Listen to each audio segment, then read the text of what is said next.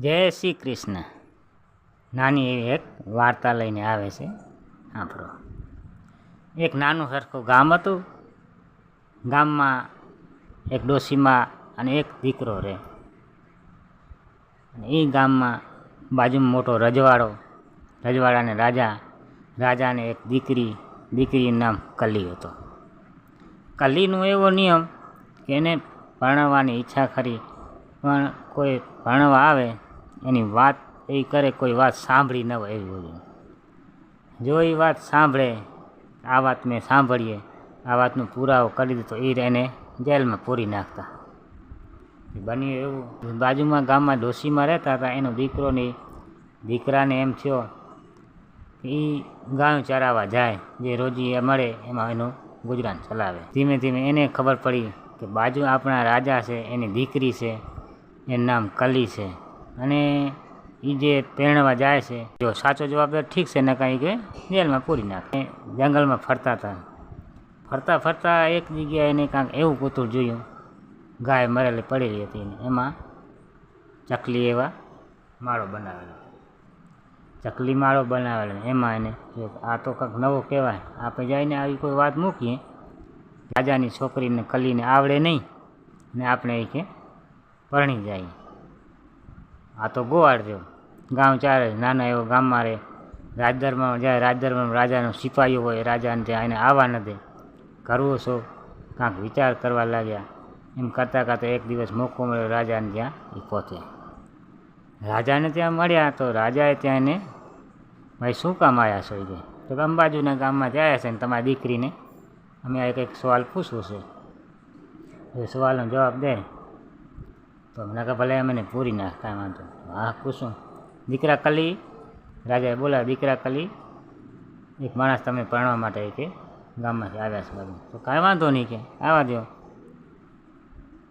છોકરાએ જવાબ પૂછ્યો, સોણ રાજે ધી કલી. સોણ, આ કચ્છી ભાષા વચ્ચે આવે મારી. સોણ રાજે ધી કલી,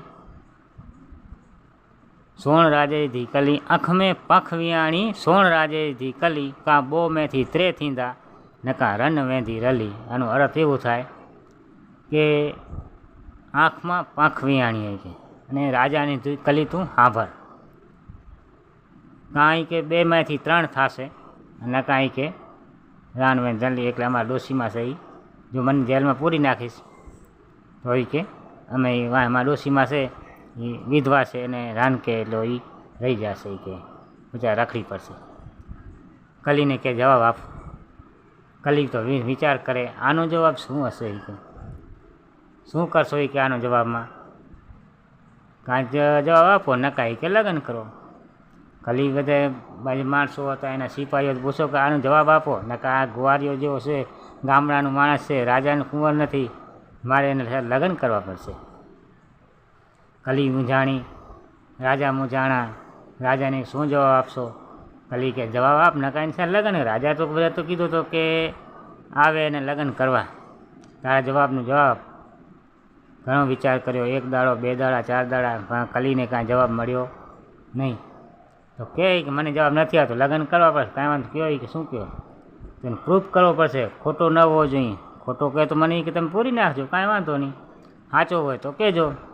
તો કયો શું કીધો તમે? શું કીધો તો કે આંખ મેં પાંખ વિયાણી, સોણ રાજે ધી કલી, બો મેંથી ત્રે થીંદા, નકા રન વેંધી રલી.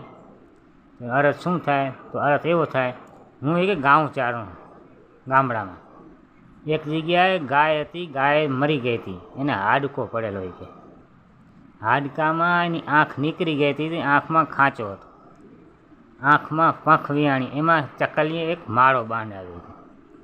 આંખ મેં પંખ વિયાણી, આંખ એટલે આંખ હતી, એમાં એ કે ચકલીએ માળો બને, આંખમાં પંખ વિયાણી. પાંખ એટલે ચકલી ઉડે એને પાંખ કહેવાય કે. અને આંખ મેં પંખ વિયાણી, સોણ રાજે ધી કલી, કે રાજાની દીકરી છો તું કલી, તું સાંભળી ભણે. તો પછી એ તો સમજ્યા આંખ મેં પંખી. પછી કે બો મેંથી ત્રે થીંદા ને રન વેંધી. એનું અર્થ તો અમે માને દીકરો બે સહી બપાઈ ગયે, માને દીકરો બે સહીએ. બો મેંથી ત્રે જોયું કે તું મારે ઘરે મારે લગ્ન કરીને આવ તો અમે આપણે 3 થાય, અને મને તું જેલમાં પૂરી નાખ તો વાંહે મારી મા એ વિધવા છે એ રલે કે એને કોણ ખાવા પીવા આવે? ખાલી હાથ ચાલે, સાચી વાત છે એ કે આંખ મેં પાંખ મિયાણી એ સાચો, બહુ મેંથી તેથી એ સાચો. પછી ધામધૂમથી છોકરાના કલી સાથે લગ્ન થયા, ડોશીમાં રાજી થયા, એને ગામ ચવાણ મૂકી દીધી, રાજમાં રહેવા લાગ્યા, ખાધો પીધો અને મોજ કર્યો.